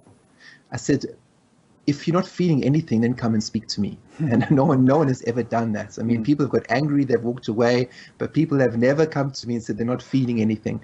Because the job of the Sangoma is to be a lightning rod and to stimulate the spine of the people, stimulate the consciousness of the people. So it's a very physical job, and it's also a very mystical and very transformative job in many ways. And but where people have to be careful is that they don't react to the emotions that they receive. So if someone wants to go and have a really good experience and suddenly they feel all this anger and all this resentment, but it's coming from nowhere, but suddenly they're looking for a place to put it, blaming other people in the circle, I'm saying that's completely not correct. You need to feel these emotions coming up, and it's like when you're looking at a fire. Focus on the smoke, or do you look at the flame? And people are like, well, I look at the smoke a little bit, but I love the flames. I go, yeah, that's it.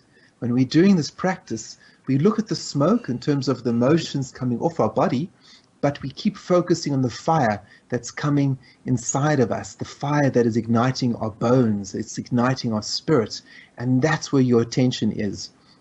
And it's quite interesting for me because in South Africa, when we are doing traditional ceremonies in the Xhosa tradition, and sometimes you will look at your friends and your colleagues and community members, and you can see that they, in their faces, they have this beautiful word. They have this word, the faces, the people would look like they're in a state of ukumbile, ukumbile. I said, wena, uchongeka ukumbile ngok, which means grumpy. Someone would look really grumpy, you know. And afterwards you speak and you say, wena, were you grumpy at the ceremony? And they'll just laugh and they'll just say, hi, is in. They'll just say, it's just a ceremony to do with the ancestors, and it's normal for us to feel all kinds of things. It's just normal.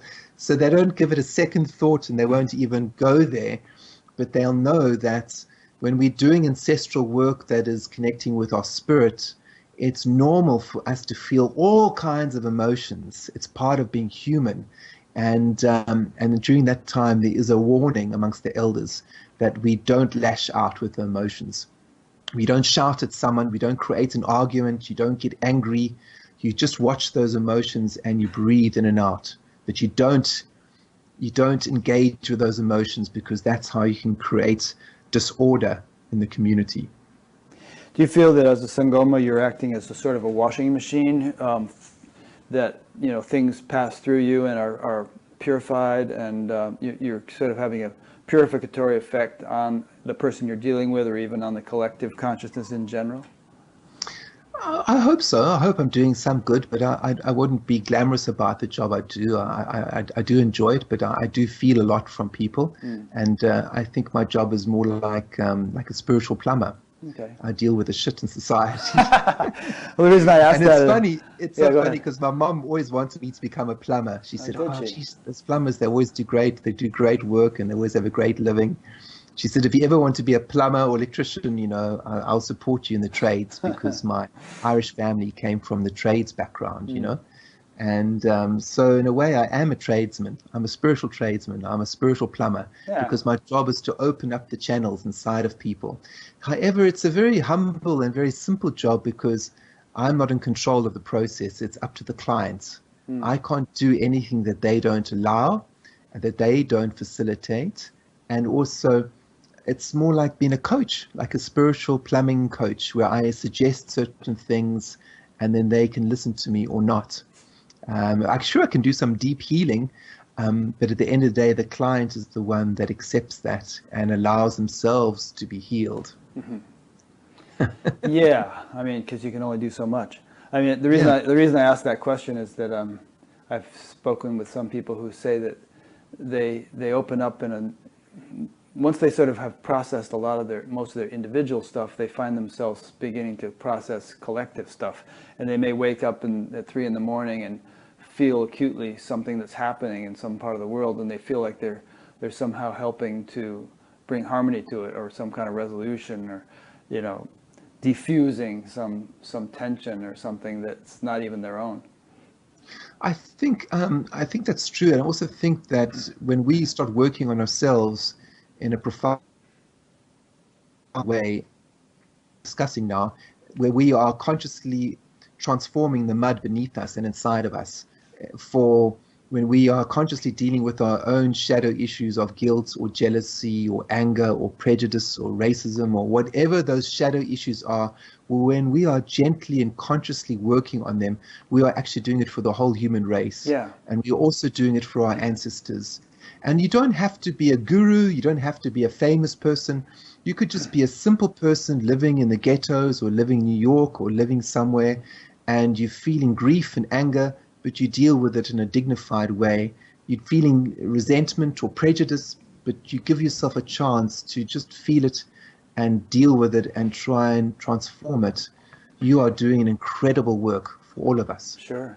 Yeah, I think we're all fundamentally interconnected, and whatever we experience within ourselves radiates an influence. And yes. You can't. No man is an island. Who was it, John Donne? And everyone's part of the main, or however that is. Ask not for whom the bell tolls; it tolls for thee.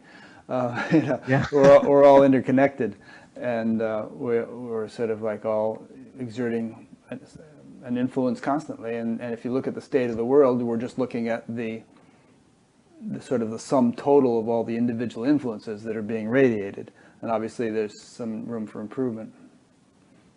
Yeah, I'm hopeful, because I think the people I meet, when people are coming with a shining, hopeful way to do good, and to really work on themselves and not to be afraid of their shadow, but to look at it and to be it's a call to become a warrior. To become a warrior means a spiritual warrior, and what I talk about as a leopard warrior means to really look inside yourself and not be afraid of the pain and the shadow and the difficulty, and to really look at that. And as you do that, you start to shine. And, just in the last 6 months, I've met some incredible people on my travels in Ireland and now through the US, just simple, ordinary people who are showing up for events and with a smile and not being afraid to be vulnerable and not being afraid to look deep inside themselves for whatever they're seeing. And that's what gives me hope. That's what really gives me hope. Yeah, I agree. I'm also optimistic. I mean, I've been around. I haven't traveled much in recent years, but I lived 3 months in Iran and 9 months in the Philippines and a couple of years in Europe and here and there. And wherever you go, you find these gems of people. And it's not evident on the 6 o'clock news. It seems like the world is going to hell in a handbasket, but but there seems to be a counterbalancing upwelling of people waking up, and I'm very optimistic that it will meet the challenge of the chaos in the world and lead us into a much brighter future. Yeah, thanks, Rick. And I'd like to speak a little bit about chaos. Chaos is the transformative engine that turns this planet.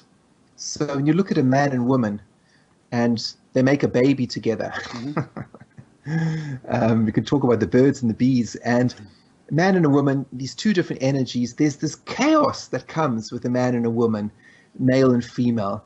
And yet this chaos, the fruit of this chaos is a beautiful child. So it's the same thing. When we are doing a ceremony in South Africa, we have a saying that the more chaotic the energy before the ceremony, is a sign of how strong and how impactful the ceremony is going to be. So we don't see it in a negative way. All we say is we're feeding all this energy. We say umoya, umoya phezulu. You feel all this energy before the ceremony. Do not react, just feel it, because this chaos energy is what's going to transform us. And also it's a sign it's going to be a very good ceremony. So I'm looking at this at a larger kind of worldwide phenomenon of all this chaos and all these natural disasters. And I see it that the whole of the planet is starting to be transformed. People's consciousness is being transformed in a very radical way. It's almost like you mentioned the analogy of the washing machine earlier on. I mean, when we are spinning, if the whole world is spinning, there's a sense of heat, there's a sense of energy, there's a sense of opportunity because something is being transformed. So I'd like to speak about the spine. The human spine is this lightning rod of potential. And the ancient yogis would talk about the energy up and down the spine as the Kundalini energy, the energy of transformation. Amongst the Xhosa and Zulu, we talk about the Umbelini energy. So spot the difference. Umbelini, Kundalini. Similar. They're both similar words, and they both speak about this energy up and down the spine.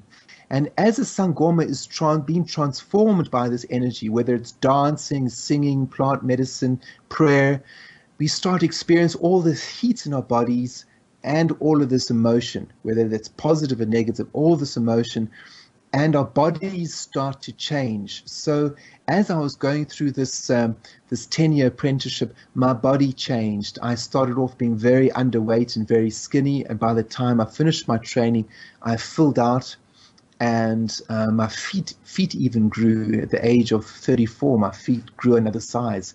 And this is not unusual in the Sangoma context and the Sangoma culture. We transform ourselves as this energy in the spine gets activated, the heat comes off us, our body starts to grow.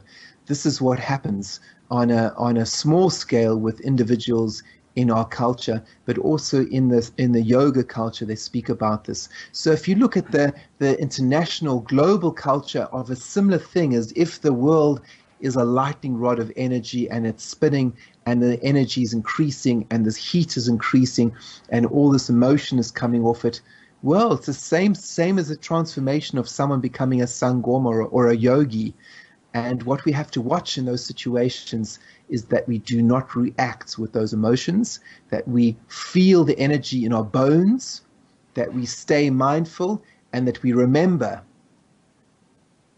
Ubuntu Bobuntu, to be kind, that someone may look different from you, but if they're a human being, they have the same energy inside them as you, that they are part of your family, and that you need to show them respect, even though you may be angry with them. Do not hurt them with your tongue or with your actions, because this chaos energy is testing. It's testing us, and it's also allowing us to evolve and reach a higher level.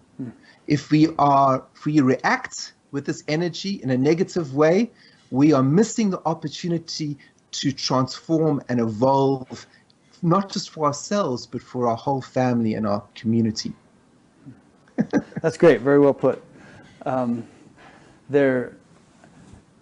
This whole thing of chaos preceding a breakthrough of some kind or an opening. There are all kinds of other examples you can think of, like when Chuck Yeager first broke the sound barrier in a jet, there was all this kind of shaking as he was approaching the speed of sound, and then when he broke through, it was smooth.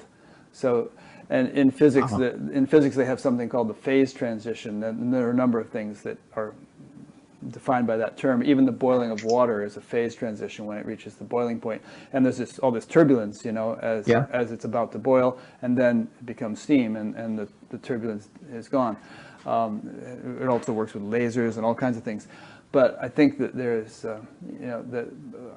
just to give some examples of what you just said, that there's a lot of craziness in the world, but it could actually be a harbinger of better times on the horizon. Yes, I fully agree, and I have to say that if we think about all the craziness as back to the human body, if someone has a fever, With a fever, you know, there's a lot of heat, there's a lot of discomfort, and when that fever breaks, there's a beautiful sense of harmony. Interesting. So it's almost at the moment as if the world is in a state of fever. And what happens with the fever, things heat up in order for the virus to be destroyed. Yeah. So it's a purifying fever. And the Chinese talk about a purifying fever. And I think this is what's happening in the world. There's this fever happening where the tempo and the heat and the chaos is being lifted up. And I see this as a way to burn off any impurities and for us to evolve and become just more loving human beings. Yeah. St. Francis of Assisi, if you ever saw the movie Brother, Sun, Sister, Moon, he was very, very sick, came back from the Crusades or something. He was very, very sick and had a really high fever and almost died. And when he came out of it, he was St. Francis. He was, well, it took a while to blossom into that totally, but he had undergone this huge transformation, you know, that the fever had burned something up. Yeah. It's just funny. I mean, it's interesting you say this, Rick, because it's bringing things to me in terms of my training and apprenticeship. And I often, before I met my teacher, I was often sick with fevers or a stomach condition.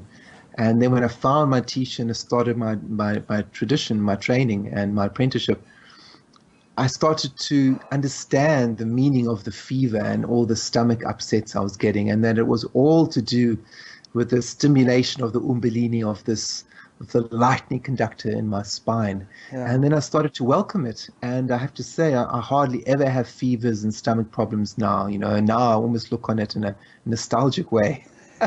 Yeah, just to dwell on the point a little longer, it's interesting. There are a lot of spiritual teachers who go through some serious health things, and you know, sometimes very painful and so on. And I've had people ask me, why is that? Why do you think that's happening? What is it about? And I just feel like maybe their Twaza period isn't finished, and they're already serving as spiritual teachers, but there's just this sort of, if you're going to serve in such a capacity, then it's like nature says, okay, you want to do this, then we're going to put you through the ringer. You know, we're going to make you really fit as a servant. We're not going to, sell it short and have you be sort of half-baked. You've got to go through this process entirely, so hang on for dear life, because we're not finished with you. Yeah, I think you put it very well, Rick. And I see another two aspects to that, so I could just add to that. And I think, firstly, I see this fever that I experienced often during my training and when before I met my teacher. I saw it as a cleansing process to cleanse me. But I also saw this fever in another way. It also taught me empathy. Because when I was very sick, and I was for many years, I certainly didn't think that I was, the king of the jungle or anything like that. I felt very humble. Right. And in that state of humility, I was able to really connect with people in a different kind of way. And I could really see people who were suffering like me, and my eyes were open to poverty. And sometimes the poorest people were the ones who could see my illness and who showed me so much compassion that it just opened my heart. I remember one particular story of this was going to the shops in Johannesburg one day, and it was still apartheid, and my Twaza illness was in full flight. And I remember walking past a bunch of ladies, and they were African women, and they were sitting under a tree, and it was a very, very hot summer's day again, as it is sometimes in South Africa. And I was just walking past them, and I knew that I had the Sangoma calling. I knew I had the Twaza, but I hadn't met my teacher yet. I knew I had the Twaza because I was shown it in my dreams. I knew that. But as I walked past all these ladies, and they were in full flight and conversation, must have been about 10 of them. As I walked past them, the skinny white kid, they all stopped talking, and they all looked at me. It was the weirdest thing. All these women sitting on the grass, having a wonderful conversation. As I walked past, they all stopped and stared at me. And they put their lunch down, and they just looked at me. They didn't say a word. And I looked at them, and there was so much compassion that they were showing me beyond language. They just showed this compassion, and we just looked at each other.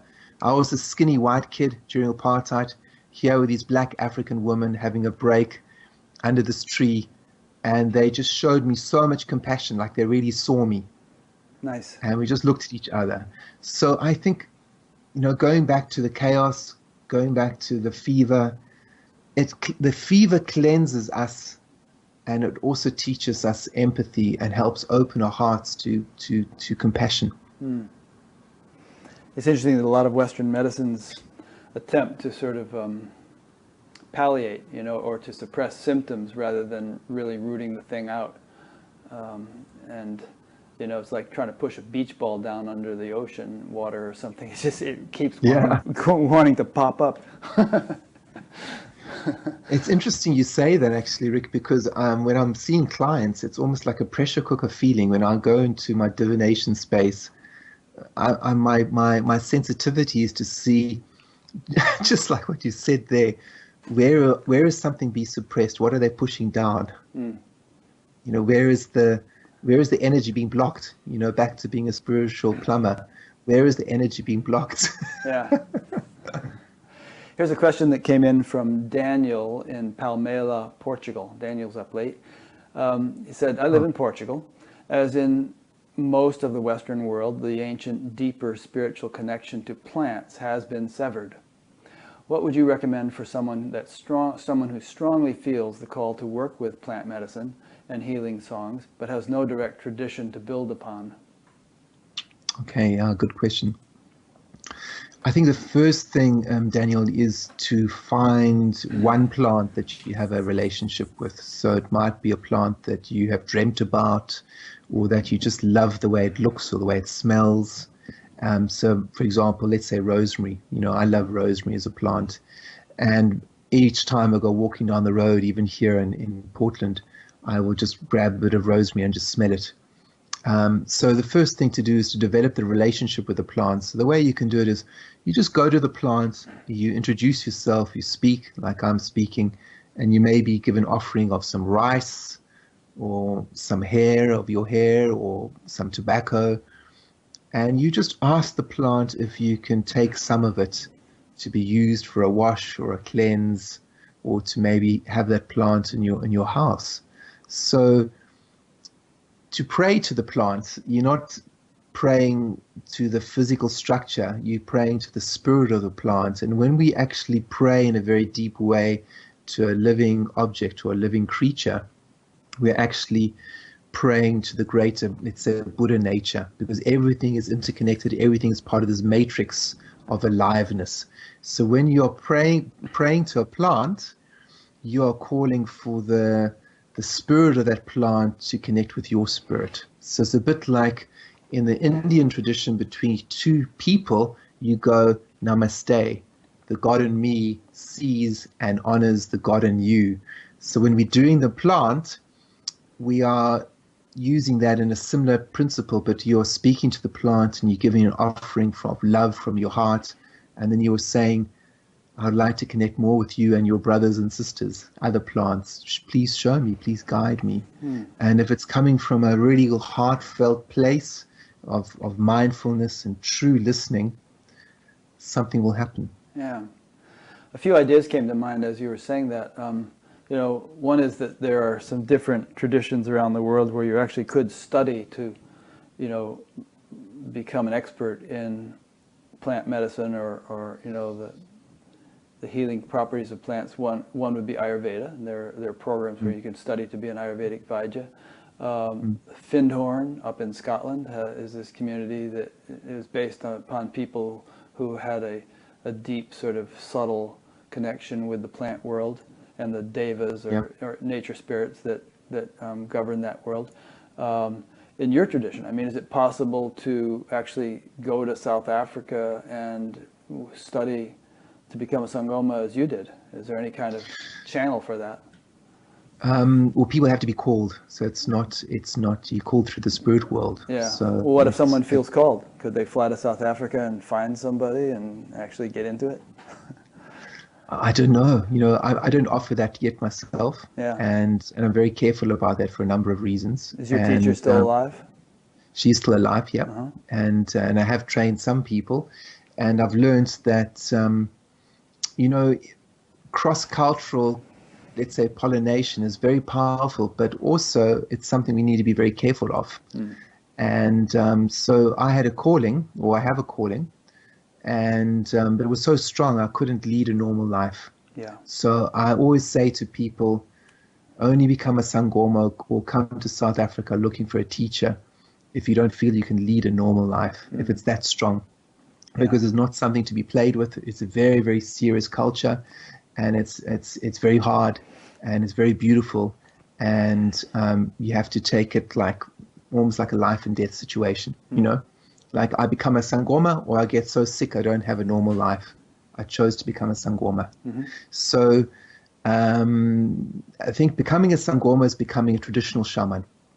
And to become a shaman all around the world, a traditional shaman, means you have to be called and you have to face almost life and death. It's very, very serious. However, if you want to become a shamanic practitioner or you want to understand the arts, the healing arts, there's many places around the world where you can learn to become a shamanic practitioner, but that's not the same as being a shaman. Yeah. So I don't advocate people wanting to become a shaman, because if you do, you don't understand what it's all about. If you want to become a Sangoma, I don't know if I'm the person to speak to, because it's not a glamorous thing. It's very, very painful, and you only decide and accept the calling if you don't have another choice, because it's that hard.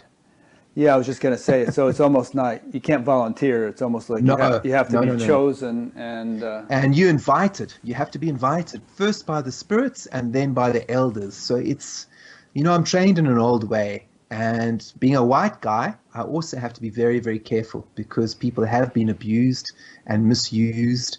And I'm very, very careful about that kind of energy. However, if someone has a calling like myself, doesn't matter what color your skin is, it depends on how strong and how serious your calling is. Now, if people wanted to understand African traditions and how we operate, there's many different places in South Africa they can come and they can Google and they can explore that. However, it's not the same in becoming a Sangoma. Yeah. And I feel the calling is very, very important. What is calling you? What is calling you? That's the most important thing I say to people. Don't look at me and think what I'm doing is glamorous. I'm asking you, what is calling you? What is calling your spirit? That's the most important. Good. Well, it's a big deal to fly to South Africa and find someone you can train with, but hey, you're in Portland, Oregon, and and you're accessible. Not that you're going to turn people into Sangomas, but how can people avail themselves of what you have to offer, both directly as you're here in the U.S. at the moment and as you travel around the world, and remotely through Skype and whatnot? Yes, I think the easiest is just to access my website, which is johnlockley.com, and then you can email me, and you can look at my events that I've got. At the moment, I'm here in Portland, and then I'm going to Denver, Colorado for a retreat. And then I'm going to LA, and I'll be hosted by Insight Meditation Center in LA. And then afterwards, I'm going to Boulder for my book launch on the 1st of November. All right, sounds true. And then I'm going to Santa Fe, New Mexico. And all my events will be on my website. You can come and join and see my events and come and speak to me. And I just need to make one point about whether people are interested in becoming a Sangoma or not. That is not the question, Yeah. The question is, how are you being called? Right. That's the most important question. So my job is, if I'm called to train someone to become a Sangoma, and it's clear, then I'm open to that. But at the moment, the most important question for me to help people with is, how are you being called? Because what's very important is that people connect with their calling, and each calling is just as equal, just as honorable as the next. So if someone is called to become a plumber or an electrician, or become a family man, or become a mother or a father, or become a priest, or become a teacher, these are just as powerful as someone becoming a Sangoma or a traditional shaman. I don't want the listeners to think that shamans or Sangomas are better or more glamorous than anyone else. Yeah. I want people to see, how are you being called? That's my question. Yeah. In the Vedic tradition, that calling would be perhaps defined as dharma, and there's a verse in the Bhagavad Gita which says, because one can perform it, one's own dharma, though lesser in merit, is better than the dharma of another. Said, better is death than one's own dharma. The dharma of another brings danger. Oh, that's powerful, Rick. Yeah. Jeez, about the poet, eh? I didn't write it. It's the Gita. No, but you put it in such a good way. So the question always is, what is the person's calling in front of me, and how can I help them fulfill that calling? But I can't do it for them, and I don't necessarily want them to follow me. Right. I want them to follow their spirits, to follow their dreams, because the world is in crisis, and what we need is happy people. And the way people become happy is by them living authentic lives. And the way people lead authentic lives is by listening to their heart, listening to their dreams, listening to their spirit. And my job is to help you with that, to show you how you can do this in an indigenous way. And yeah, and I welcome you to join me on that journey. Great. That's a good note to end on. So thanks, John. It's been a lot of fun. Yeah, thanks, Rick. It's Yeah. great. So let me just make a few wrap-up points. I've been speaking with John Lockley. His website is johnlockley.com, Lockley. I'll be linking to that from his page on batgap.com. And if you go there, in addition to his page, you'll find hundreds of other interviews and menus under past interviews menu in order to find them, access them in different ways. Explore around it. You can sign up for an email notification of new interviews. You can sign up for an audio podcast. You can, there's even a geographic locator thing where if you typed in Portland, and if John had registered with this, you'd see that he was going to be doing something in Portland. And then you'd see it radiating outward in terms of numbers of miles. Maybe you'd see something in Ashland or whatever. In any case, go there, check it out. I'm heading off for the Science and Non-Duality Conference in a couple of days, and I'll be doing a bunch of interviews out there, and then back here a week after that. So stay tuned. There's always going to be more. Thanks, John. Thanks, Rick. Bet you're not nervous anymore, are you? No. I show people my my audio. I've got the audio and the book. Oh yeah, and they're both available on Sounds Yeah. True, and I've already created a page that I'll be putting up in a couple of days, which will link to those on SoundsTrue.com. And if you go to SoundsTrue.com and search for John Lockley, you'll find them also. Oh, thanks, Rick. I All right. appreciate that. Thank you. Thank so much. you. Talk to you later. Take care. Have a good time in Thanks. the United States.